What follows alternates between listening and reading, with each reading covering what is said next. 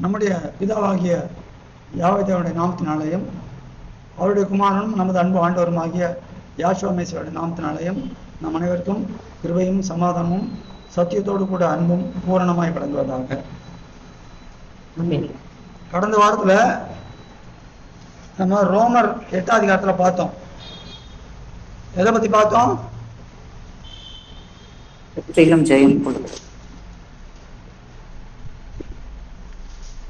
ஆக்கினைக்குள்ளாக தீர்க்கிறவன் யார்?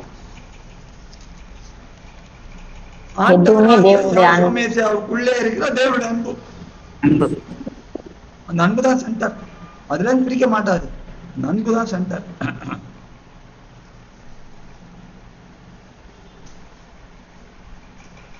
இந்த 8ஆம் அதிகாரம் ஒரு விசேஷ அதிகாரம் பார்த்தோம். இதுல இந்த அன்பை பத்தி எப்படின்னா முதல்ல அந்த 28 வாசிக்கிறோம். ரோமர் 8:28 அதை பத்தி வாசிக்கிறோம். 8:28 அது ஆரம்பிக்கிறது. அது 39 வரைக்கும். சரி, இந்த நாளிலே இந்த அன்பை குறித்து நாம் இன்னும் விவரமாய் பார்க்க போகிறோம். 1 யோவான் 3ஆம் அதிகாரம் முதல் 2 வசனங்களை பாருங்க. 327ஆம் பக்கம், 1 யோவான் 3ஆம் அதிகாரம் முதல் 2 வசனங்கள். Book of the first epistle of John, chapter 3, verses 1 and 2. நாம் தேவனுடைய பிள்ளைகள் என்று அழைக்கப்படுவதினாலே பிதாவானவர் நமக்கு பாராட்டின அன்பு எவ்வளவு பெரியதென்று பாருங்கள். உலகம் அவரை அறியாதபடியினாலே நம்மையும் அறியவில்லை. பிரியமானவர்களே, இப்பொழுது தேவனுடைய பிள்ளைகளாய் இருக்கிறோம், இனி எவ்விதமாய் இருப்போம் என்று இன்னும் வெளிப்படவில்லை. ஆகிலும் அவர் வெளிப்படும் போது அவர் இருக்கிற வண்ணமாகவே நாம் அவரை தரிசிப்பதினால் அவருக்கு ஒப்பாய் இருப்போம் என்று அறிந்திருக்கிறோம்.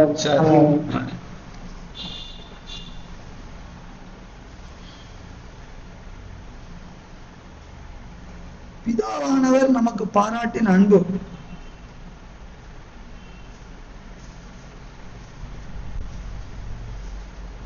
பிதாவானவர் பாராட்டின அன்பு என்ன அன்பு?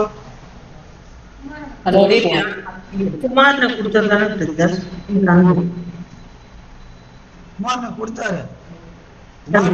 உலகத்துக்காக. அந்த அன்பு பாராட்டினா எப்ப தெரியுது? அவர் மேல வச்ச அன்பு. அதுக்கு பிறகு நம்ம அன்பு முதல்ல அதுக்கு நம்ம 2 வாரத்துக்கு முன்னால பார்த்தோமே, ஆண்டவர் என்னென்ன பண்ணார்ட்டு. தேவனுடைய பிள்ளைகளை ஃபர்ஸ்ட் தேவனுடைய பிள்ளைய ஆகிறதுக்கு அதிகாரத்தை கொடுத்திருக்கிறார். 2வது ஜீவ ஜலத்தை கொடுத்திருக்கிறார். 3வது ஜீவ அப்பத்தை கொடுத்து 4வது தன்னுடைய ஜீவனையும் கொடுத்திருக்கிறார். God bless you. யோவான் 1ஆம் அதிகாரம் 12வது தேவன் இவர் அனுப்பிச்சாரு, குமாரன் அனுப்பிச்சார் இல்லைங்களே. ஆனால் அங்க 1ஆம் அதிகாரம் 12வது முக்கியமா ஒரு காரியத்தை பாக்குறோம். பாருங்க, 1:124ஆம் பக்கம், யோவான் 1ஆம் அதிகாரம் 12வது. Gospel according to John, St. John, chapter 1, verse 12. அவருடைய நாமத்தின் மேல் விசுவாசம் உள்ளவர்களாய் அவரை ஏற்றுக்கொண்டவர்கள் எத்தனை பேர்களோ அத்தனை பேர்களும் தேவனுடைய பிள்ளைகளாகும்படி அவர்களுக்கு அதிகாரம் கொடுத்தார். உலகத்துக்கு கொடுத்தார் குமாரன் இல்லைங்களே. ஆனால் அந்த குமாரன் நாமத்தினாலே விசுவாசம் உள்ளவர்களாய் அவரை ஏற்றுக்கொண்டவர் எத்தனை பேர்களோ. குமாரன் விசுவாசமா, குமாரனுடைய நாமத்தின் மேல் விசுவாசமா? என்ன போட்டிருக்க? குமாரன் மேல விசுவாசம். அது என்ன இங்கிலீஷ்ல நாமத்து மேல போடுங்க. இங்கிலீஷ்ல his name தான் போடுங்க.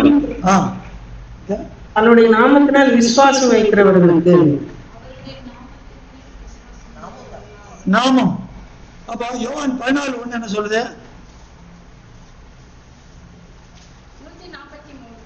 யோவான் 3:16 என்ன சொல்லுது?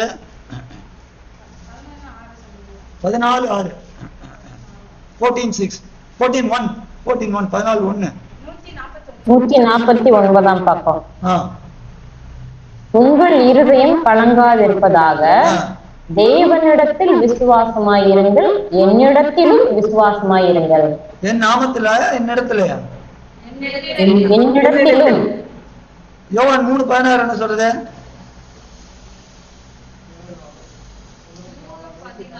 16 3:16 பைபிள் திறந்து சொல்லணுமா? தேவன் தம்முடைய ஒரே 127ஆம் பக்கம். குமாரனை விசுவாசிக்கிறவன் எவனோ அவன் கெட்டுப் போகாமல் நித்திய ஜீவனை அடையும்படிக்கு அவரை தந்தருளி இவ்வளவாய் உலகத்தில் அன்பு கூர்ந்தார். திரும்ப சொல்லுங்க அத. தேவன் தம்முடைய ஒரே பேரான குமாரனை விசுவாசிக்கிறவன் எவனோ. சரி போறோம். இப்போ குமாரனை விசுவாசிக்கிறவன் அங்க 14 உள்ள வருஷம் தேவனிடத்தில் விசுவாசம், என்னிடத்தில் விசுவாசம். ஆனா 1:12 என்ன சொல்றாரு? நாமத்தின் அவர் நாமத்தில் விசுவாசம் சொல்லு. அப்ப அது என்ன வித்தியாசம்? வித்தியாசம் இருக்கா இல்லையா? இருக்கு. ஆ?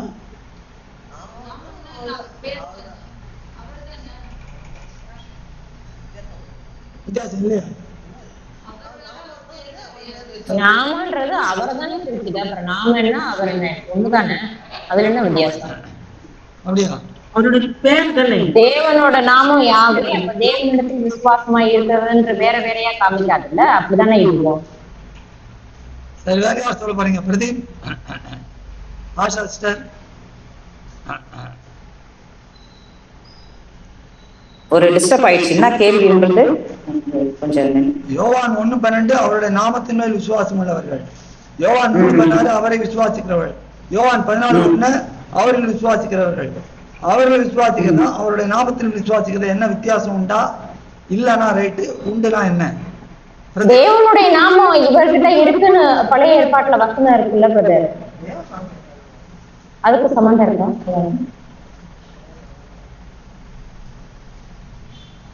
பிரதீப், அவருடைய நாமம் யாரு சொல்லுங்க. அவருடைய நாமம் யாக்கோபு சேவையில் எழுதப்பட்டிருக்குன்னு வெளிப்படுத்துதல். பிரதீப், அவருடைய நாமம் தெய்வ வார்த்தை. ஹalleluya. God bless you. அப்போ தேவனுடைய வார்த்தையில் நாம் விசுவாசிக்க வேண்டும். என்னை தள்ளி என் வார்த்தைகளை ஏற்றுக்கொள்ளாதவனை நியாயம் தீர்க்கிறது ஒன்று இருக்கிறது. நான் சொல்லிய வசனமே அவனை கடைசியில் நாளை நியாயம் தீர்க்கும் என்று யோவான் 12:40 வாசிக்கிறோம். என் வார்த்தைகளை ஏற்றுக்கொள்ளாது. என் வார்த்தைகள் என்னது? பிதாவுடைய வார்த்தைகளை நான் சுயமா பேசல. அப்ப அவருடைய நாமத்தின் மேல் விசுவாசம் உள்ளவர்கள்ன்றது என்னன்னா அவருடைய வார்த்தை, தேவனுடைய வார்த்தை.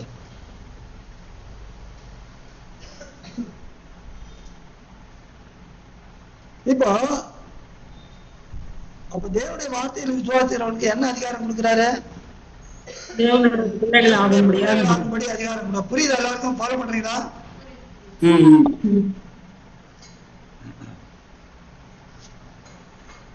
இப்போ 1 நூல் என்ன வாசிக்கிறோம்? நாம் தேவனுடைய பிள்ளைகள் என்று அழைக்கப்படுவதனாலே தேவன் பிதாவும் நமக்கு பாராட்டின அன்பு. நம்ம எப்படி தேவனுடைய பிள்ளைகள் அழைக்கப்படுறோம்? அவரை விசுவாசிக்கிறதுனால தான் தேவனுடைய அவருடைய நாமத்தில் விசுவாசிக்கிறவர்கள், அவரை ஏற்றுக்கொண்டவர்கள் அவர்கள் தேவனுடைய பிள்ளைகள். அப்போ நாம் தேவனுடைய பிள்ளைகள் என்று எப்படி அழைக்கப்படுகிறோம்? தேவனுடைய வார்த்தையை விசுவாசிக்கிறதுனால நாம் தேவனுடைய பிள்ளைகள் என்று அழைக்கப்படுகிறோம். புரியுதா? அப்ப இதனால் பிதாவானவர் நமக்கு அன்பு பாராட்டுறார். பிதாவானவர் நமக்கு புரியுதா? ஆனால் இங்கே அந்த வசனத்தின் பின்பகுதியில் போட்டிருக்கு, உலகம் அவரை அறியாதபடியினால் நம்மையும் அறியவில்லை. உலகம் அவரை அறியாது. ஏன் அறியல? வார்த்தை கைக்கொள்ள இல்ல, அவங்க சுய இதுல அவங்க உலகம் சுயத்துல இருந்தது. தேவ வசனத்து மேல நம்பிக்கை வைக்கல, வார்த்தையில அவங்க நம்பிக்கை வைக்கல, சுயத்துலதான் அவங்க.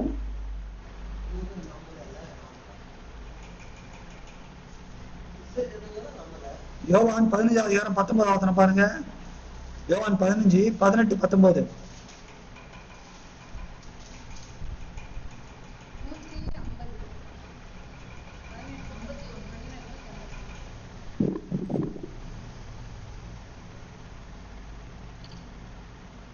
பக்கம் 151. ஆ, உலகம் உங்களை பகைத்தால் அது உங்களை பகைக்கிறதற்கு முன்னே என்னை பகைத்ததென்று அறியுங்கள். நீங்கள் உலகத்தாராய் இருந்தால் உலகம் தன்னுடையதை சிநேகித்திருக்கும்.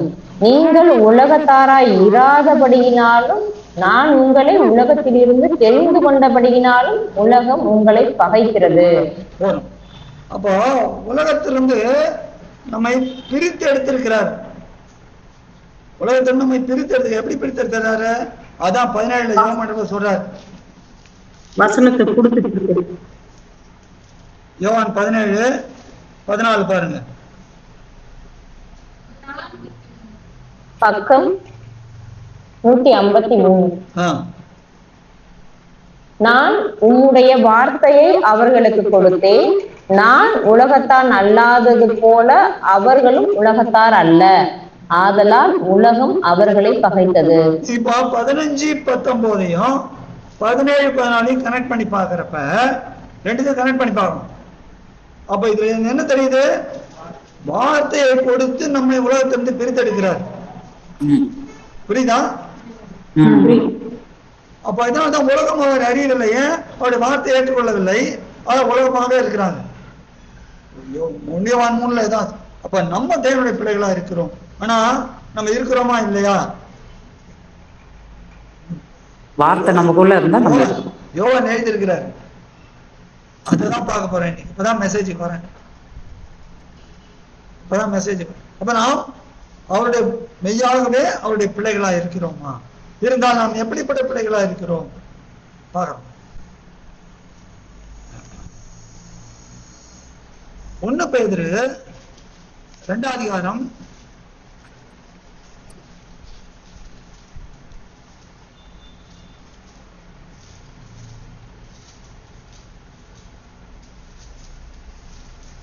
1 பேதுரு 2 அதிகாரம் 21 வசனம் எல்லாரும் பாருங்க. 319. இதற்காக நீங்கள் அழைக்கப்பட்டும் இருக்கிறீர்கள். ஏனெனில் மேசியாவும் உங்களுக்காக பாடுபட்டு நீங்கள் தம்முடைய அடிச்சுவடுகளை தொடர்ந்து வரும்படி உங்களுக்கு மாதிரியை பின்வைத்து போனார்.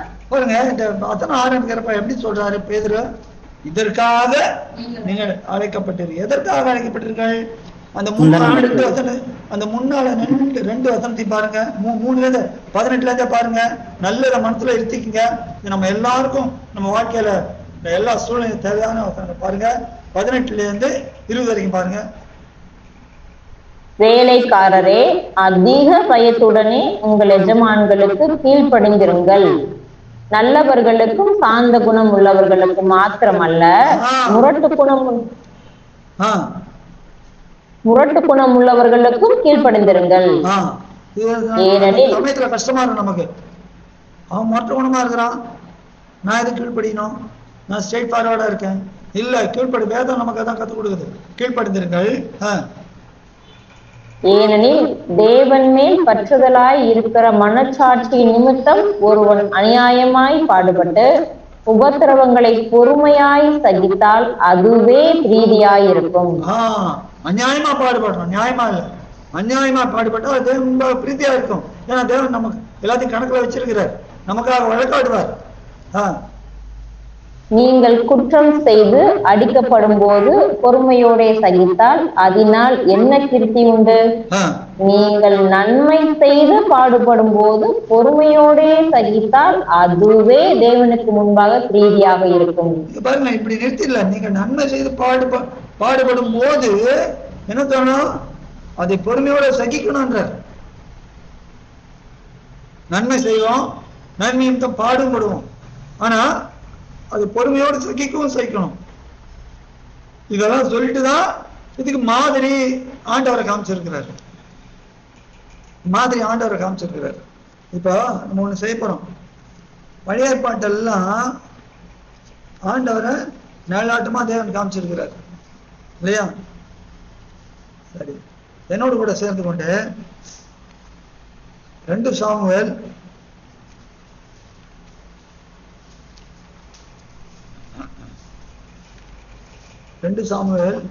15 அதிகாரத்தை திருப்பிங்க. 2 சாமுவேல் 15 எது ஞாபகம் வருது? அப்சலோம் ஆ சரி. 404 பக்கம்.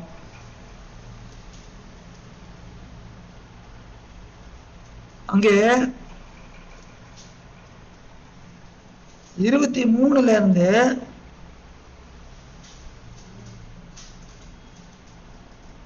30 வரைக்கும் பாருங்க. 23 இருந்து 30 வரைக்கும் வாசிங்க. பக்கம் 405. சகல ஜனங்களும் நடந்து போகிற போது தேசத்தார் எல்லாரும் மகா சத்தமாய் அழுதார்கள். ராஜா கீதரோன் ஆற்றை கடந்தான். ஜனங்கள் எல்லாரும் வனாந்திரத்திற்கு போகிற வழியை நடந்து போனார்கள். சாதோக்கும் தேவனுடைய உடன்படிக்கை பெட்டியை அவனோட கூட இருந்து சுமக்கிற சகல லேவியரும் வந்து தேவனுடைய பெட்டியை அங்கே வைத்தார்கள். ஜனங்கள் எல்லாரும் நகரத்தில் இருந்து கடந்து தீரும் மட்டும் அபியத்தார் திரும்ப போயிருந்தான். ராஜா சாதோக்கை நோக்கி, தேவனுடைய பெட்டியை நகரத்திற்கு திரும்ப கொண்டு போ. யாவே தேவனுடைய கண்களில் எனக்கு கிருபை கிடைத்ததானால் நான் அதையும் அவர் வாசஸ்தலத்தையும் பார்க்கிறதற்கு என்னை திரும்ப வர பண்ணுவார். அவர் உன்மேல் எனக்கு பிரியமில்லை என்பாராகில் இதோ இங்கே இருக்கிறேன், அவர் தம்முடைய பார்வைக்கு நலமானபடி எனக்கு செய்வாராக என்றான். பின்னும் ராஜா ஆசாரியனாகிய சாதோக்கை நோக்கி, நீ ஞான திருஷ்டிக்காரன் அல்லவோ, நீ சமாதானத்தோட நகரத்திற்கு திரும்பு. உன் மகன் அகிமாசும் அபியத்தாரின் மகன் யோனத்தானுமாகிய உங்கள் குமாரர் 2 பேரும் உங்களோட கூட திரும்பி போகட்டும். எனக்கு அறிவிக்கிறதற்கு உங்களிடத்திலிருந்து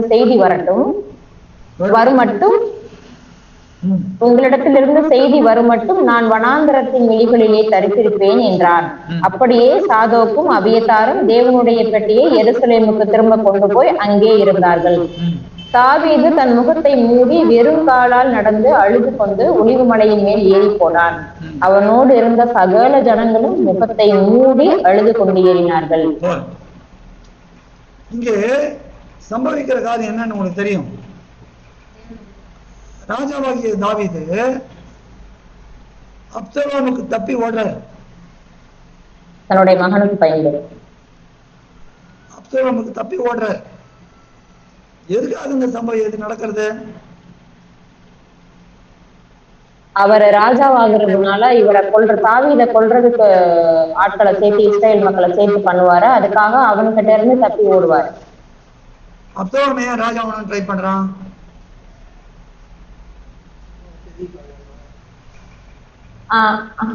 அப்சலோமோட தங்கச்சி வந்து அவனோட சகோதரன் பண்ணலாம் அவனை கொண்டிருப்பான். அதனால என்ன பண்ணுவான், அவனை பழி வாங்கணும்னு சொல்லி சில நாட்கள் காத்திருந்து ராஜகுமாரர்கள் எல்லாம் கூட்டி கொண்டு போய் நான் விருந்து பண்ணணும்னு சொல்லி அங்க அம்மு அவரை சகோதரனை கொன்றுவான். அதுல இருந்து ராஜாவாகிறதா தீர்மானிச்சு வருவான். ஆசைதான் அவனுக்கு, எல்லாருக்கும் ஆசைதான் ராஜா ஆகணும்ட்டு. நிறைய பேர் இருக்கிறாங்க. அதனால தான் வந்து அது ராஜா ஆகணுன்றதுனால அவங்க அப்பா கிட்ட வர்றவங்களுக்கெல்லாம் இவன் முன்னாடியே இது பண்ணி இவன் தன்னை நல்ல பேரை எடுத்துக்கிட்டு தேவனுடைய திட்டம் தான்.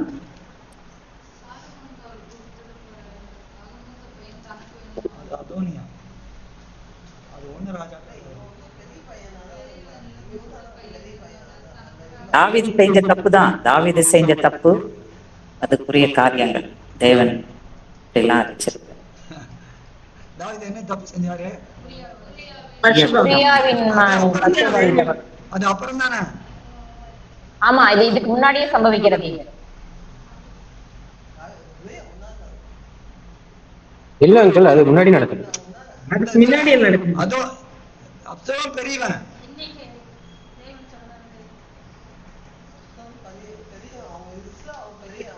அதான் அங்கிள், அந்த உரியாவின் மனைவி இது பண்ணனால தேவன் சபிக்கிறாருல்ல, இந்த மாதிரி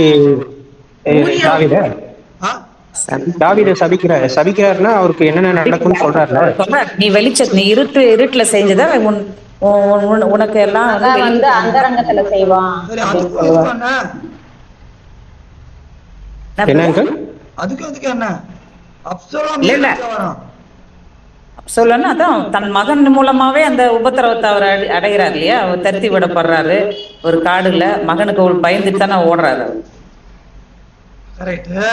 அப்சலோம் மனசு இந்த மாதிரி மாறி ராஜா வேணும், இதெல்லாம் எது தூண்டுதலா இருந்தது? ஆசைதான், பதவி ஆசை. அங்கே அம்னோனும் தாமாரும் தகாத உறவு கொள்றாங்க. அம்னோனும் தாமாரும் தகாத உறவு கொள்றாங்க. 2 காரியம் தாவீது பண்றாரு. ஒண்ணுன்னா உரியாவின் மனைவி. அந்த உரியாவின் மனைவிய எடுத்ததுனால தேவன் ஒரு புள்ளியை வச்சிடறாரு, பத்வாய். இன்னொன்னு, அம்னோன் தாமாரை கெடுத்த செய்தி ராஜாவுக்கு வந்தப்ப ராஜா என்ன பண்றாரு? விசாரிக்காம தண்டனை கொடுத்திருக்கணும் நியாயப்பிரமாணத்தின்படி. ஆனால் அங்கே தண்டனை யார் எடுக்கிறாங்க? அப்சலோம் எடுக்கிறார். அப்சலோம் எடுக்கிறான். அப்ப அப்சலோம் செய்திருக்க கூடாது, அவன் செய்யறான். அவன் அப்ப முதல்ல தப்புறான். அது தாவீது பிறகு தண்டனை கொடுத்திருக்கலாம். நமக்கு ஒருவேளை தண்டனை கொடுக்கலன்னு நினைச்சிட்டு இருக்கிறோம்னா வேதத்துல அது வெளிப்படையாக காண்பிக்கப்படவில்லை. ஒருவேளை தாவீது தாமதித்திருக்கலாம். வேதத்துல தாவீது அவனுக்கு சப்போர்ட்டிவா இருந்தான்னு கிடையாது. இல்ல, அதான் காலம் அவங்க தாழ்த்திட்டார் அவரு. அதனால அப்சலோமே அந்த தண்டனையை தன் கையில எடுத்து அம்னோனை கொண்டு போடுறான். அப்ப இதெல்லாம் காரணம் அங்க என்ன? ஒரு மாம்ச பிரகாரமான ஒரு இச்சை நிமித்தம் இருக்கிறது. இந்த மாம்ச இச்சை தான் கர்ப்பம் கொண்டு என்ன பண்றது? மாம்ச இச்சை பலவிதமான இச்சை. அப்ப இந்த இச்சையில வருதுதான் இவன் பெருமையும் வருது. இவன் தான் ராஜாவாகணும். தன்னுடைய காரியத்தை கேட்க மனதில்லாத இந்த ராஜாவை நாம் தள்ளிவிட்டு நாம் ராஜாவாக வேண்டும். ஏன்னா யோவாபத்தை சொல்லி அனுப்புறான். முதல்ல என்ன, கேத்தூர்ல திருப்பி வந்தோடனே அவன் என் முகத்தை பார்க்க வேண்டியதுல வீட்டுக்கு போட்டான்றான். அதுக்கு பிறகு யோவாப் ஒரு சட்ட பிளான் பண்றாரு. தெக்கவா ஊர்ல இருந்து ஒரு ஸ்திரீ அனுப்பிச்சு எல்லாம் பண்ணி வைக்கிறாரு. அப்பவும் என்ன பண்றாங்கள, சரி அடிச்சுட்டு வா. அப்ப கடைசியில் என்ன ஆகுது? முத்தமிட்டு போயிடலாம். ஆனா ராஜா அவனை முழுமையாய் ஏற்றுக்கொள்ளவில்லை. அதனால இவனுக்கு என்ன ஆயிடுது? இவன் ராஜாவாகணும். எல்லாம் ஆஷா சொன்ன மாதிரி ராஜாட்ட காரியத்தை விசாரிக்கிறவங்க எல்லாம், ஐயோ இந்த ஜனங்களை நியாயம் விசாரிக்கிறதுக்கு இல்லையே, நான் ராஜாவானா நான் தலைவனானா எல்லாத்தையும் இப்படி சொல்லி சொல்லி சொல்லி சொல்லி வரவங்கெல்லாம் மனதை கவர்ந்து இதெல்லாம் கொஞ்சம் கொஞ்சமா ஆரம்பம். இதுதான் அவன் கொஞ்சம் கொஞ்சமா ராஜாவாகிறதுக்கான படிப்படியான காரியங்கள். இப்போ தேவன் தாவீதை இஸ்ரவேலின் மேல் ராஜாவாக்கினார்னு பகிரங்கமா இருக்கிறது. இது அப்சலோமுக்கு கண்டிப்பா தெரிஞ்சிருக்கும். ஆனா தெரிஞ்சிருந்தோம் என்ன பண்ணா, தேவனால் அபிஷேகம் பண்ணப்பட்ட தாவீதை தள்ளிவிட்டு தான் ராஜாவாகணும் சொன்னது. அது யாருக்கு விரோதமாய் செய்த பாவம்? தேவனுக்கு விரோதமாய் செய்த பாவம். அதாவது தேவன் சொன்ன வார்த்தையை விசுவாசிக்காத ஒரு நபரை தாவீது தன்னுடைய குமாரனாக கொண்டிருக்கிறார். உன்னை இஸ்ரவேலின் மேல் தாவீது பார்த்து என்ன சொல்றாரு? ஆடுகளின் பின்ன நடந்து கொண்டு உன்னை இந்த ஜனத்தின் மேல் அதிபதியா இருக்க கட்டளையிட்டேன்றார். இந்த வார்த்தை கண்டிப்பா அப்சலோமுக்கு தெரிஞ்சிருக்கும். ஆனா அப்ப இவன் எங்க ஆசைப்படுறான்? தேவன் தெரிந்து கொண்டு அபிஷேகம் பண்ணவனுக்கு அது சவுல சொல்றாப்புல தாவீது, அவர் யாவே தேவனால் அபிஷேகம் பண்ணப்பட்டவர், அவர் மேல் கை போட மாட்டேன், ஒருவேளை அவர் யுத்தத்துல போய் செத்தா மடியிட்டோம். அப்ப தேவன் அபிஷேகம் பண்ணவனுக்கு விரோதமாய் கையெடுக்கிறவன் அவன் எனக்கு நிற்க மாட்டான். அப்சலோம் பண்ண காரியம் இதுதான். தேவனுடைய வார்த்தையை விசுவாசியாத ஒரு மகனை இங்கே தாவீது பெற்றிருந்தார். அதனால்தான் அகித்தோப்பல் சொல்ற நல்ல ஆலோசனை அபத்தமாக தேவன். அப்ப இப்படிப்பட்ட ஒரு மகனை கொண்ட தாவீது அந்த மகனால் வருகிற உபத்திரவத்தின் நிமித்தம் பட்டணத்தை விட்டு ஓடுற, அவரோட கூட எல்லாம் ஓடுறாங்க. ஓடுறப்ப எங்க 23வது பாருங்க, 15:23.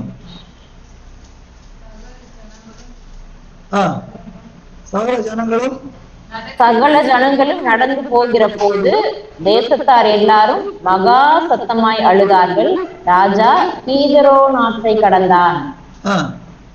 ஜனங்கள் எல்லாரும் வனாந்திரத்திற்கு போகிற வழியே நடந்து போனார்கள். இவர் கீதரோன் ஆற்றை கடந்து போறப்ப எப்படி போனாரு? 30வது வசனம் பாருங்க.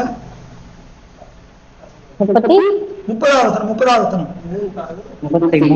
தாவீது தன் முகத்தை மூடி வெறும் காலால் நடந்து அழுது கொண்டு ஒலிவ மலையின் மேல் ஏறி போனான். எப்படி முகத்தை மூடிட்டு அழுதுண்டு, பாதரட்சை கூட இல்ல.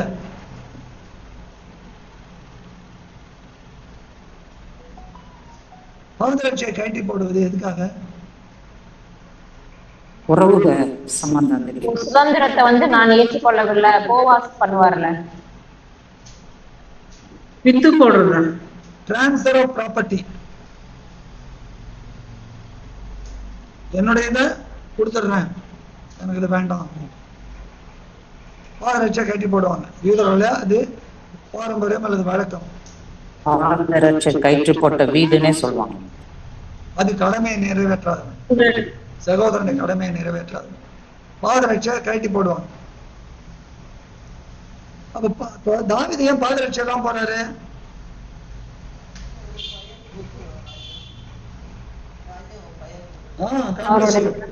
ராஜ்யம் பையனை கொடுக்குறாப்புல. எப்படி தெரியும்?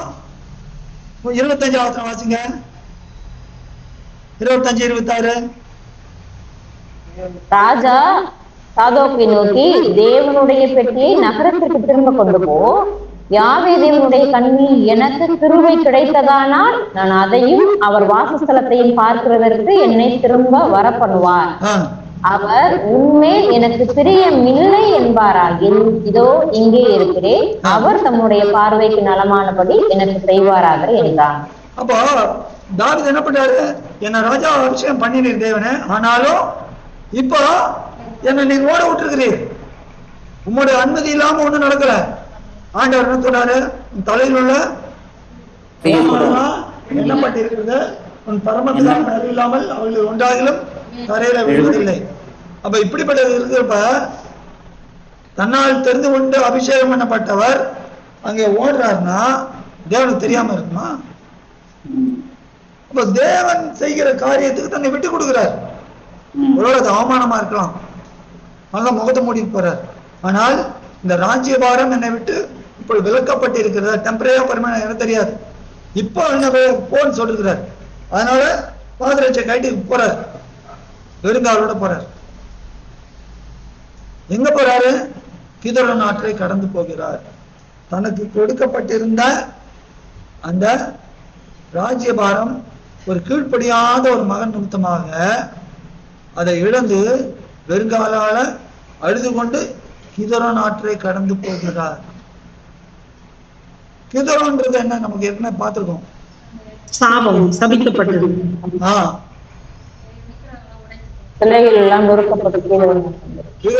கொளுத்தி அந்த இடத்துல போடுவாங்க.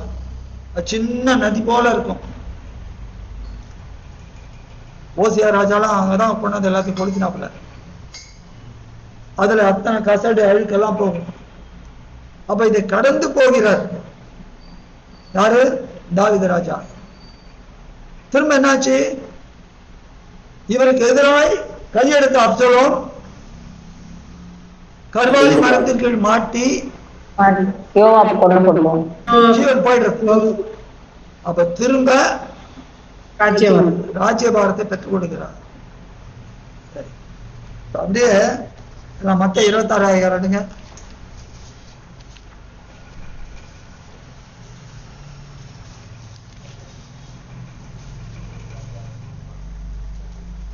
பக்கம் 42. எல்லாம் மத்த 26 அதிகாரம் 36 39 வரைக்கும் வாசிங்க. அப்பொழுது யாஸ்வாமேசியா அவர்களோட கெத்சமனே என்னப்பட்ட இடத்திற்கு வந்து சீஷர்களை நோக்கி, நான் அங்கே போய் ஜெபம் பண்ணும் அளவும் நீங்கள் இங்கே உட்கார்ந்திருங்கள் என்று சொல்லி பேதுருவையும் செபதேயுவின் குமாரர் இருவரையும் கூட்டிக் கொண்டு போய் துக்கமடையவும் வியாகுலப்படவும் தொடங்கினார். அப்பொழுது அவர், என் ஆத்துமா மரணத்துக்கு ஏதுவான சுத்தம் கொண்டிருக்கிறது, நீங்கள் இங்கே தங்கி என்னோட கூட விழித்திருங்கள் என்று சொல்லி சற்று அப்புறம் போய் முகம் குப்புற விழுந்து, என் பிதாவே, இந்த பாத்திரம் என்னை விட்டு நீங்க கூடுமானால் நீங்கும்படி செய்யும், ஆகிலும் என் சித்தத்தின்படி அல்ல உம்முடைய சித்தத்தின்படியே ஆக கடவுது என்று ஜெபம் பண்ணினார். எங்க கெத்சமனே தோட்டத்துக்கு வர்றார். கெத்சமனே தோட்டத்துக்கும் கிதரோன் நாட்டுக்கும் ரொம்ப பக்கம். இப்ப இந்த கெத்சமனே தோட்டத்துல வந்து என்ன பண்றாரு? 37வது வசனத்துல துக்கமடையும் வியாகுலப்படவும் தொடங்கினார். எதுக்காக துக்கம் வியாகுலம்? மரணத்துக்கு ஏதுவான துக்கம். சரி, என்ன அடுத்த வசனத்துல இருக்குது?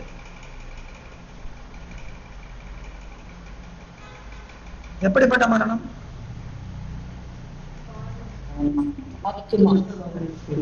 எப்படிப்பட்ட மரணம்? 2 வசனம் சொல்றேன் பாருங்க. ஒண்ணு கலாத்தியர் 3:13, இன்னும் 2 குழந்தை 5:21. கலாத்தியர் 3:13, 2 குழந்தையர் 5:21. பாவமே அறியாத நமக்கு அவர் நமக்காக பாவம். கலாத்தியர் நீதி 3:13, 259 பக்கம் 5:21. கலாத்தியர் 3:13 என்ன சொல்றது? மரத்திலே தூக்கப்பட்ட எவனும் சபிக்கப்பட்டவன் என்று எழுதியிருக்கிறபடி யாஸ்வமேசியா நமக்காக சாபமாகி நியாய பிரமாணத்தின் சாபத்திற்கு நம்மை நீங்களாக்கி மீட்டுக் கொண்டார். அங்க 5:2 கொண்டு 5:21.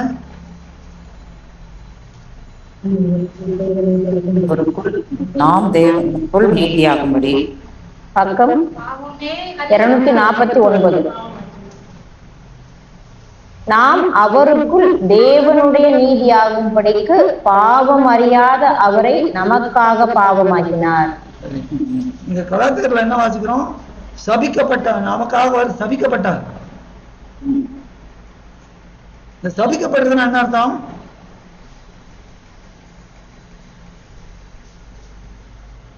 சபிக்கப்படுறதுன்னா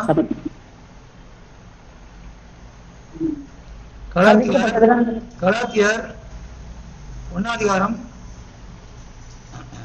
5:6 பாருங்க. 5ல இருந்து பாருங்க. 6 வசனம். வேறொரு சுவிசேஷம் இல்லையே.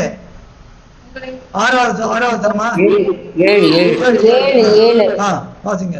வேறொரு சுவிசேஷம் இல்லையே, சிலர் உங்களை கலகப்படுத்தி நீத்தியாவுடைய சுவிசேஷத்தை புரட்ட மனதாய் இருக்கிறார்களே அல்லாமல் வேறல்ல. நாங்கள் உங்களுக்கு பிரசங்கித்த சுவிசேஷத்தை அல்லாமல் நாங்களாவது வானத்திலிருந்து வருகிற ஒரு தூதனாவது வேறொரு சுவிசேஷத்தை உங்களுக்கு பிரசங்கித்தால் அவன் சபிக்கப்பட்டவனாயிருக்க கடவன். முன் சொன்னது போல மறுபடியும் சொல்லுகிறேன், நீங்கள் ஏற்றுக்கொண்ட சுவிசேஷத்தை அல்லாமல் வேறொரு சுவிசேஷத்தை ஒருவன் உங்களுக்கு பிரசங்கித்தால் அவன் சபிக்கப்பட்டவனாய் இருக்க கடவன். நான் உங்களுக்கு எல்லாம் சொல்றேன், ஒரு இது நோட்ஸ் யாரான்னு எடுத்தீங்கன்னா வெறும் வசனம் எழுதி வச்சீங்கன்னா ஒன்றும் புரியாது. நான் மெதுவாக கூட சொல்ல ரெடி. ஏன்னா வசனம் எழுதி வச்சுட்டு அப்புறம் ஒரு மாதம் கழிச்சு பார்த்தா ஒன்றுமே புரியாது. இந்த வசனத்துக்கு நேராக என்ன காரியம் ஷார்ட்டாக எழுதிக்கீங்க. அப்போதான் பிறகு அதை கம்பேர் பண்ணுறது, பிறகு ரிகலெக்ட் பண்ணுறதுக்கு ஈஸியாக இருக்கும். வசனம் எழுதிட்டு நீங்கள் எடுக்கிறீங்கன்னா அது உங்களுக்கு பெனிஃபிஷியலாக இருக்கும்னா. இன்னொரு வசனம் சொல்கிறேன், இது தவிக்கப்பட்டதுன்றது மத்த 25 அதிகாரம் 41 வசனம்.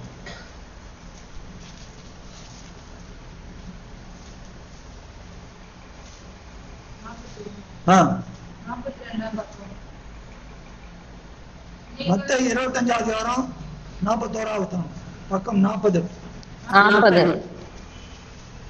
அப்பொழுது இடது பக்கத்தில் நிற்கிறவர்களை பார்த்து அவர், சபிக்கப்பட்டவர்களே, என்னை விட்டு பிசாசுக்காகவும் அவன் தூதர்களுக்காகவும் ஆயத்தம் பண்ணப்பட்டிருக்கிற நித்திய அக்கினியிலே போங்கள். இப்ப சபிக்கப்படுதல் என்றால் என்ன? தேவனுடைய சமூகத்திலிருந்து விலக்கப்படுறது. அதுக்குதான் என்ன சொல்லுவாங்கன்னா கெஹன்னா, அந்த நரகத்துக்கு கெஹன்னாமாங்க.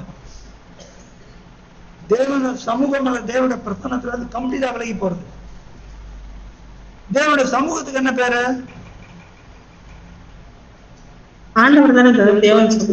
ஷெக்கீனா. ஷெக்கீனா ஷெக்கீனா கெஹன்னா ரெண்டு ஆப்போசிட். ஷெக்கீனானா எப்பொழுதும் தேவனுடைய பிரசன்னத்துல இருக்கிறது, ஷெக்கீனா மகிமை. கெஹன்னா அப்படின்னா தேவனுடைய பிரசன்னத்திலிருந்து கம்ப்ளீட்டா முழுமையா விலக்கப்படுறது. ஆனா காலத்தில் வாசிக்கிறோம் 1:7 வேறு வார்த்தை வேறு உங்களுக்கு பிரதிதான் சபிக்கப்பட்டவன். அவன் எப்படி தேவ சமூகத்திலிருந்து கம்ப்ளீட்டா விலக்கப்படுவான். வேறு சுவிசேஷம், தேவன் கொடுத்த சுவிசேஷத்தை அல்லாமல் வேறு எந்த சுவிசேஷம் என்கிற இதை சொன்னாலும் அவன் எப்படி இருப்பான்? அவன் தேவனுடைய சமூகத்தின் நித்தியமாய் விலக்கப்பட்டு போய் விடுவான். ரொம்ப ஜாக்கிரதையா இருக்கணும். பிரசங்கம் பண்றவங்க ரொம்ப ஜாக்கிரதையா இருக்கணும். தேவனுடைய சுவிசேஷம் என்ன தேவன் என்ன சொல்றாரோ அதான் சொல்லணும். என்ன சொன்னீங்க பிரதர்? ஷெக்கீனா. ஷெக்கீனா செக்கினா இல்ல, கெகன்னா. கெகன்னா அப்படின்றா தேவனுடைய சமூகத்தில் நித்தியமா விலக்கப்படுறது. அதான் அந்த நித்திய நரகம். இப்ப ஆண்டவர் என்ன பண்ணார்? நமக்காக சாபமானார் அல்லது எங்க போனார்? அவரு பாதாளத்துக்கு போனார். ஆத்மாவை மரணத்தில் ஊற்றினார். அப்போ கெகனான்றது இதாகும், அது இருக்கே தவிர அதுக்கு விசாரத்துக்காக தூதர்களுக்காக எப்போ அது வெளிப்படுத்தல் ஆகும், அங்கதான் தள்ள போறார். இப்ப வேதனையுள்ள இடத்துல வச்சிருக்கிறார். அப்போ இந்த காரியம் ஆண்டவர் நமக்காக இங்கே என்ன பண்றார்? மத்தேயு இந்த 26 பார்த்தோமே, 3வது முதல்ல என்னது? துக்கமடம் வியாகுலப்படம் தொடங்கினார்னு 37 வாசிக்கிறோம். 38 அறிக்கையே பண்றார், மரணத்துக்கு எதுவான துக்கம் கொண்டு இருக்கிறது. ஆனா அது எப்படி வெளிப்படுத்தினாரு? இந்த பாத்திரம் முகம் குப்புற விழுந்து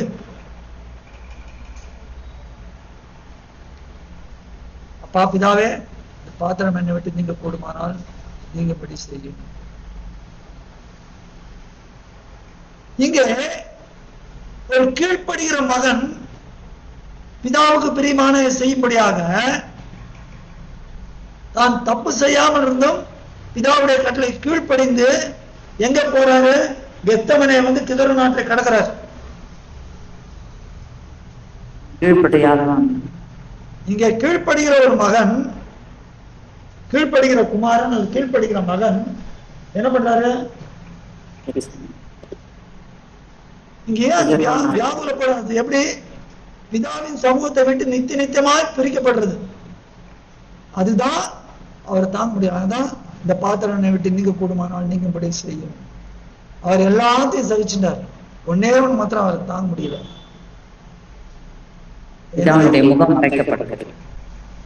அது வரைக்கும் பூமியில ஊழியத்தை இந்த நாட்கள்லாம் அவர் என்ன சொல்லி வர்றாரு? பிதாவே பிதாவே பிதாவே சொல்றாரு. ஆனா இந்த இடத்த சர்வலோக பாவத்தையும் அவர் மேல வைக்கிறப்ப அவர் என்ன சொல்றாரு? என் தேவனே தேவனே ஏன் கைவிட்டு பிதாவேன்னு சொல்லல. ஏன்னா நாம் தேவனே தேவனே அந்நிய தெய்வங்களாம் தேவனே தேவனே சொல்லித்தவங்க, நாம் அவரை அந்த மெய்யான தேவனை பிதா என்று அழைக்கப்படும்படியாக அந்த சாக்கியத்தை நாம் பெற்றுக்கொள்ளும்படியாக அந்த சாக்கியத்தை என் பெருமான் இழந்து அவர் தேவனே தேவனே தொங்கினார். நாம் பிதாவே பிதாவே என்று தேவனை அழைக்கும்படி அவர் என்ன பண்ணிட்டாரு? பிதாவே பிதாவே பிதாவே என்று என்றென்றைக்கு அழைத்தவர் அங்கே அந்த சாக்கியத்தை நமக்காக தியாகம் செய்துவிட்டு என் தேவனே தேவனே ஏன் கைவிட்டு என்ன அன்பு பாருங்க. முழுமையாக கீழ்ப்படுகிற ஒரு மகன், பிதாவுக்கு கீழ்ப்படுகிற மகன், எல்லா காரியத்திலையும் சிந்தையிலையும் எல்லாத்திலையும் அவர் பரிசுத்தம். இந்த காரியத்தை அவர் தான். அதனால்தான் இந்த பாத்திரம் என்னை விட்டு நீங்க கூடுமானால் நீங்கபடி செய்யும், ஆகிலும் என் சித்தம் அல்ல சித்தம். அப்பயும் பாருங்க,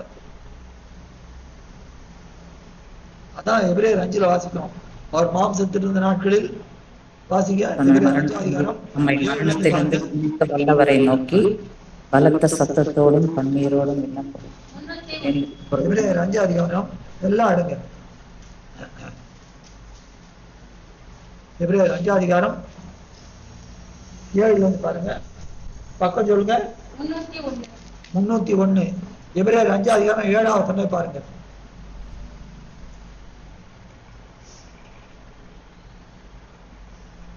அவர் மாம்சத்தில் இருந்த நாட்களில் நம்மை மரணத்திலிருந்து ரட்சிக்க தம்மை மரணத்தினின்று ரட்சிக்க வல்லமை உள்ளவரை நோக்கி பலத்த சத்தத்தோடும் கண்ணீரோடும் விண்ணப்பம் பண்ணி வேண்டுதல் செய்து தமக்கு உண்டான பயபக்தி நிமித்தம் கேட்கப்பட்டு. எப்படி கண்ணீரோடும் அப்படி அங்க என்ன அழுது இருக்கிறார், பலத்த சத்தம் அழுது இருக்கிறார். வாசிங்க, முழுக்க வாசிங்க. அவர் குமாரனாயிருந்தும் பட்ட பாடுகளினாலே கீழ்ப்படிதலை கற்றுக்கொண்டு தாம் பூரணரான பின்பு தமக்கு கீழ்ப்படுகிற யாவரும் நித்திய ரட்சிப்பை அடைவதற்கு காரணராகி மெல்கிசேதேக்கின் முறைமையின்படி பிரதான ஆசாரியர் என்று தேவனாலே நாமம் தரிக்கப்பட்டார். 2 காரியம். என்னது? கண்ணீரோடு இவர் கிதர நாட்டை கடக்கிறப்ப என்ன செய்யறாரு? கண்ணீரோடு கீழ்ப்படுகிற ஒரு மகனாய் பிதாவிடத்துக்கு தன்னை ஒப்பு கொடுக்கிறார். அங்கே கீழ்ப்படியாத ஒரு மகன் நிமித்தம் அந்த அப்பா தாவீது அவர் என்ன பண்றாரு? முகத்தை மூடிக்கொண்டு வெறுங்காலோட அழுதுண்டே போறாரு. தாவீதின் வம்சத்திலே வந்த குமாரன் கீழ்ப்படுகிற குமாரன். ஆனால் தாவீது வம்சத்தில் வருவதற்கு முன்பதாக தாவீதுக்கு ஒரு குமாரன் பிறந்தான். அந்த குமாரன் எப்படிப்பட்ட குமாரன்? கீழ்ப்படியாத குமாரன், தகப்பனுக்கு கொல்லி வைக்கிற குமாரன்.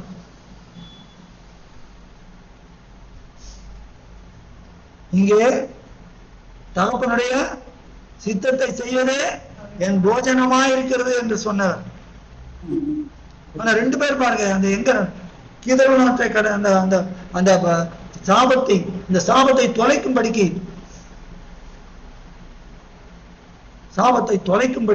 அதை கடந்து போகிறார். தாவீது கடந்து போனார். தேவனுக்கு பெரியமானால் என்னை திரும்ப கொண்டு வருவார், திரும்ப கொண்டார். இங்கே இவர் எங்க வந்து ஞானஸ்நானம் எடுக்கிறார்? ஆண்டவர்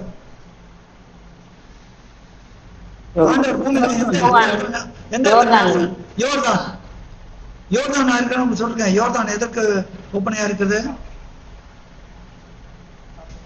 சாபம், மரணம். யோர்தான் என்பதற்கு மூல பாஷையில என்ன? யர்தன். யர்தன் யர்தன் என்றால் மேலிருந்து கீழே விழுறது. யர்தன் தான் யோர்தான் வந்தது.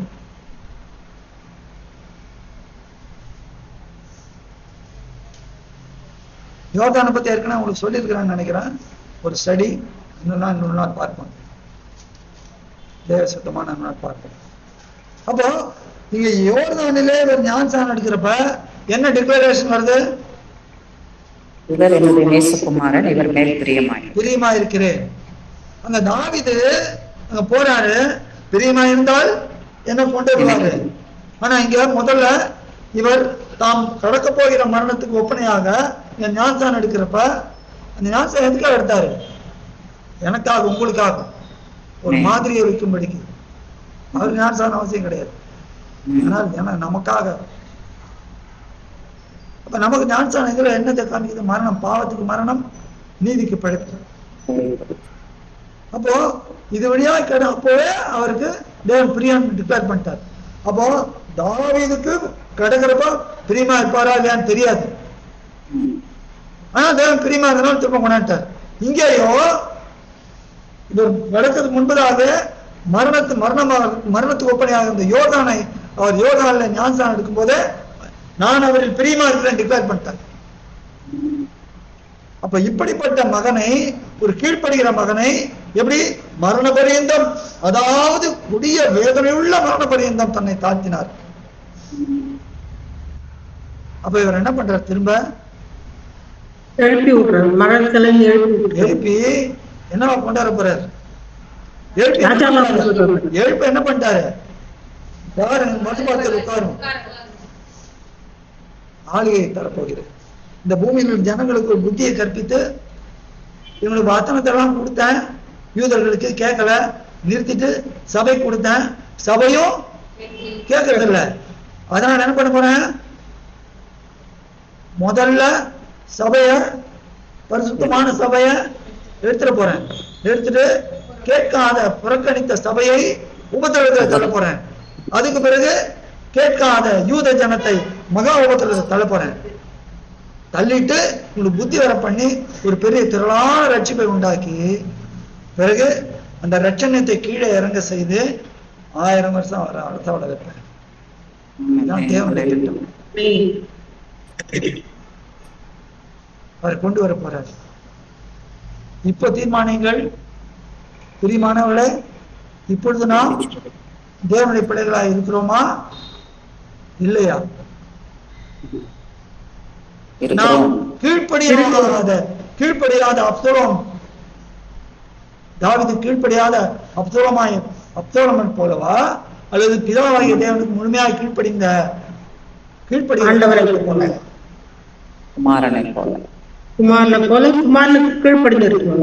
அவருடைய அடிச்சுவடுகளில் நடக்கும்போது கொடுத்திருக்கிறார். பெருமானவரை எல்லா விதத்திலையும் 1 பேர் 2 வாசனை 18, 19, 20 எல்லாத்திலையும் நன்மை செய்து நம் பாடுகளை பட்ட பொறுமையோடு சகித்தார்.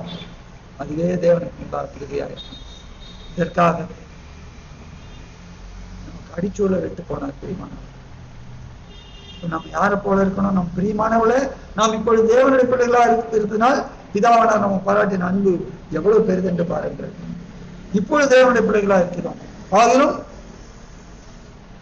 என்ன விதமா இருப்போம் என்று இன்னமும் வெளிப்படவில்லை. 1 யோவான் 3:2 தானே சொல்லுது. வாசிக்க 1 யோவான் 3:2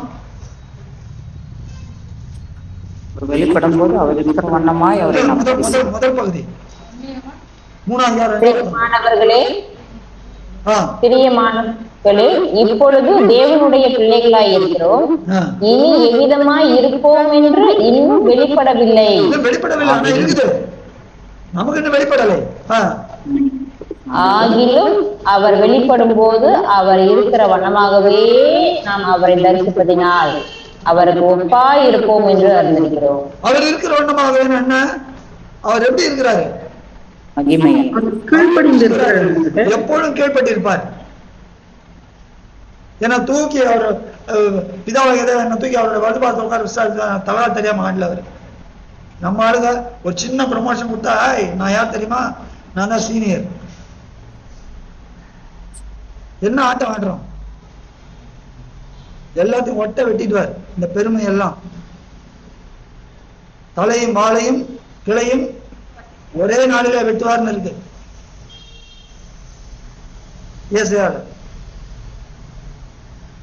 அப்ப எந்த பொருளுமா அதெல்லாம் அவர் தன்னை தாழ்த்தினார், தேவன் அவரை உயர்த்தினார். பிரியமானவர், இப்பொழுது தேவனுடைய பிள்ளைகளா இருக்கிறோமா?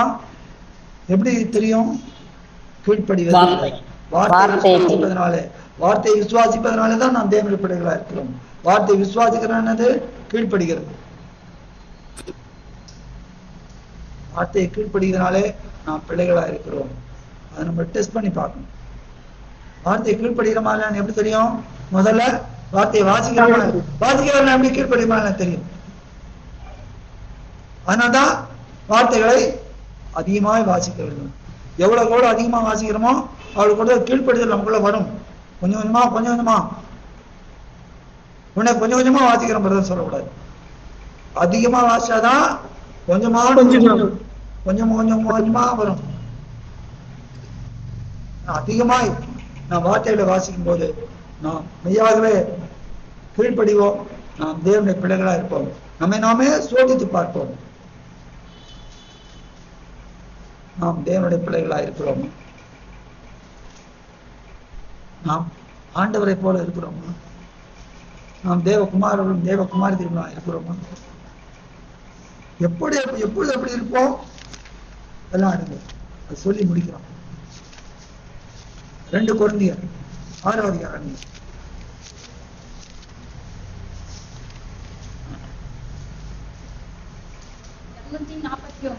2 கொரிந்தியர் 6வது அதிகாரம் 14ல இருந்து பாருங்க.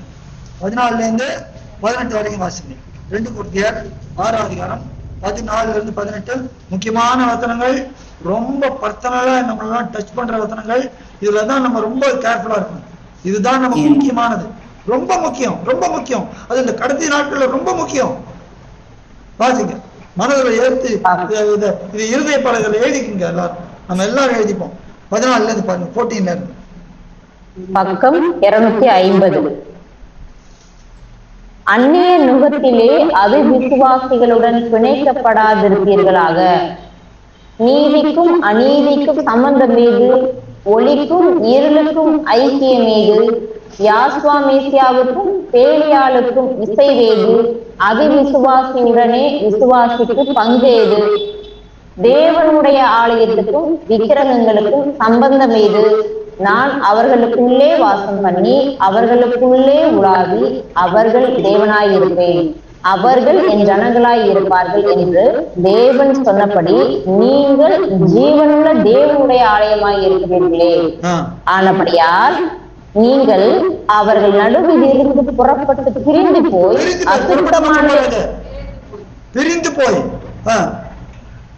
அசுத்தமானதை தொடாதிருங்கள் என்று யாவே தேவன் சொல்லுகிறார். அப்பொழுது நான் உங்களை ஏற்றுக்கொண்டு உங்களுக்கு பிதாவாய் இருப்பேன், நீங்கள் எனக்கு குமாரரும் குமாரத்திகளுமாய் இருப்பீர்கள் என்று சர்வ வல்லமை உள்ள யாவே தேவன் சொல்லுகிறார். நம்ம குமாரர்களும் குமாரத்திகளுமா இருக்கணும்னா இந்த காரியத்தெல்லாம் நம்ம மனசுல ஏற்றுக்கணும். நம்மை தாமே சோதித்து பார்க்க வேண்டும். இதுல நம்ம எந்த இடத்துல விழுறோம்? நிறைய காரியங்கள் ரொம்ப முக்கியமான ஒரு இதுதான் நிறைய பேர் நல்ல வயரா இதுல விழுந்துருவாங்க. ஒரு குடும்பம் இல்ல ஒரு சமுதாயம், ஒரு ஆபீஸ், இல்ல ஒரு இதுன்னு வரப்ப ஒரே தானே அவங்க இல்ல, அவங்களோட நம்ம ஐக்கியப்படக்கூடாது. அவங்க அன்பு செலுத்துங்க, ஆனா அவங்க செய்யற காரியங்கள் அன்பு செலுத்தக்கூடாது. பாவிகள் மேல் நாம் அன்பு செலுத்தணும், ஆனால் அவர்கள் செய்கிற பாவங்கள் இல்லை நாம் வெறுக்கணும். சொல்ற தெளிவா சொல்ற, அவிசுவாசியுடன் பிணைக்கப்படாதிருப்ப. அவங்களோட போகாதீங்க. என்ன வேலை அவங்களோட? என்ன அவங்களோட வேலை? நமக்கு என்ன அதனால இப்படி இருந்தா அப்புறம் நம்ம உலகத்துல வாழவே முடியாது. இல்ல நீங்க காட்டுங்க, நீங்க பெரிய வித்தியாசமான நம்ம காட்டணும். அவங்களோட போய் நேரம் செலவழிக்குதுவே, அதனால எந்த ஆதாயம் வரும்னு நினைக்காதீங்க. அந்த ஆதாயம் வேண்டாம். அது போல தேவன் ரெட்டிப்பாய் கொடுப்பார். நம்ம நேரத்தை வீணடிக்கிறோம். பரிசுத்தத்துக்கு ஏதுவானதை நாம் நாட வேண்டும். பிணைக்கப்படக்கூடாது. அவங்களோட போறது என்ன ஈடுபடுத்துவது? அந்த ஆய்வு வரும். நான் தேவனுடைய தாசனாய் ஆண்டவருடைய அடிமையாக நான் சொல்லுகிறேன். நாம் அப்படி நம்மை பிணைத்துக் கொள்ளும் போது அந்த பிணைப்பிலே நாம் சிக்கிக்கொள்ளுவோம். பிரிந்து பாருங்க, எழுத்துனாலே புறப்பட்டு பிரிந்து போங்க. ஐக்கியமே கூடாது. எவ்வளவு பேருக்கு நீங்க எப்படி இதை ஏத்துக்கிறீங்களோ, ஆனா தேவன் நமக்கு சொல்ல வேண்டிய காரியத்தை நான் சொன்ன காரியத்தை சொல்றேன். நீங்க உங்களே ஒவ்வொரு சிச்சுவேஷனையும் இந்த வசனத்தை 14ல இருந்து 18 வரைக்கும் உங்க ஒவ்வொரு வாழ்க்கையில கடந்து போகிற ஒவ்வொரு காரியத்துக்கு நேராக இந்த வசனத்தை வச்சு வச்சு வச்சு வச்சு பாருங்க. தேவன் உங்களோடு பேசுவார். தேவன் நம்ம ஊரோடு பேச வல்லமையுள்ளவராக இருக்கிறார். இப்ப நம்ம எந்த இடத்துல குறைபட்டிருக்கிறோம், நாமே சரி செய்து கொள்ளுவோம். நாம் மெய்யாகவே தேவனுடைய பிள்ளைகளாக இருப்போம். ஆண்டவர் தாமே நம்ம ஒவ்வொருவரையும் ஆசீர்வதிப்பாராக. ஆமென்.